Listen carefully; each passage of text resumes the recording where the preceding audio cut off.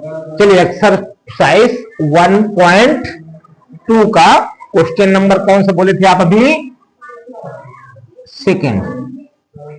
Question पढ़ेंगे, क्या लिखा हुआ है?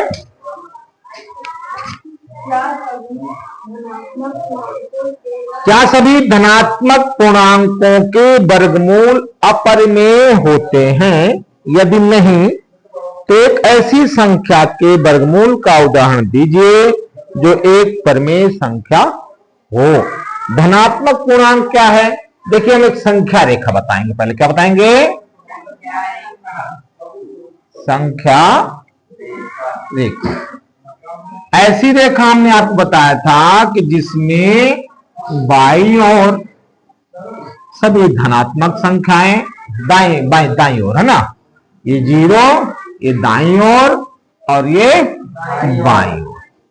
सभी धनात्मक इधर आ जाएंगी और सभी ऋणात्मक उधर। ये धन पूर्णांक है और ये ऋणात्मक पूर्णांक है, ठीक है? उसमें धन पूर्णांक बोला हुआ है, तो हम धन मतलब ये 1 2 3 4 5, ठीक है? क्लियर? हमने सेम डिस्टेंस पे ले लिया, और चाहो तो बढ़ा सकते हो, ऐसा कुछ नहीं कि 5 तक ही होता है। जहां तक आप चाहो वहां तक लिखो, ठीक है?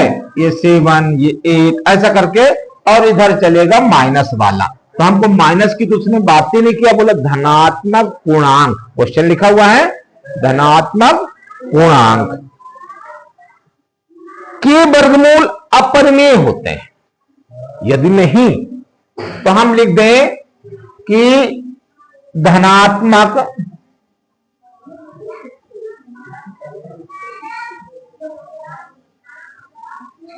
पूर्णांक के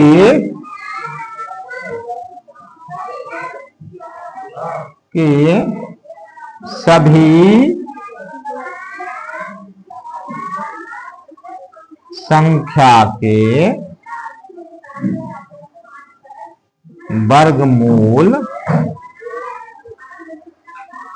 अपरिमेय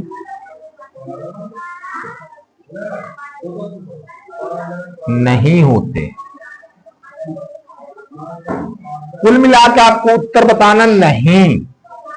धनात्मक पूर्णांक के सभी संख्याओं के वर्गमूल जो है वो अपरिमेय नहीं होते हैं, कुछ के परिमेय होते हैं, कुछ संख्याओं के परिमेय होते हैं। अब जैसे मान लीजिए परिमेय की बात है, तो मैं यदि इसका ही वर्गमूल ले लूं 1 का, 1 नंबर है, 1 का ले लो, ये आ जाएगा वर्गमूल 1 into 1, पेयर बन गया, इसकी वैल्यू आई 1।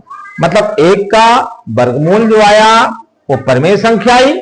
कि परिमेय संख्या की परिभाषा है किसी भी संख्या को P/Q के रूप में लिख सकते हैं। 1/1 तो कर सकता हूं। इसी प्रकार से यदि हमारे पास 4 है तो हो जाएगा 2 into 2, यहां भी 2 आ जाएगा। मतलब सभी संख्याओं के वर्गमूल अपरिमेय नहीं होते हैं, कुछ के परिमेय भी होते हैं। उदाहरण की बात थी, हमने उदाहरण दे दिया।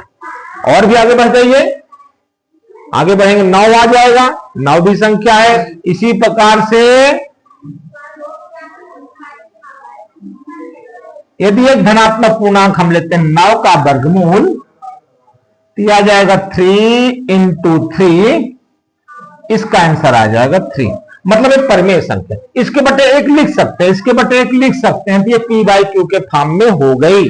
अतः सभी धनात्मक पूर्णांकों की वर्गमूल अपरिमेय नहीं होते हैं, कुछ के परिमेय भी होते हैं।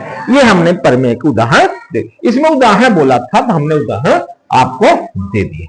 उत्तर आएगा नहीं, और इसके बाद ये उदाहरण एग्जाम्पल है, ये उदाहरण है।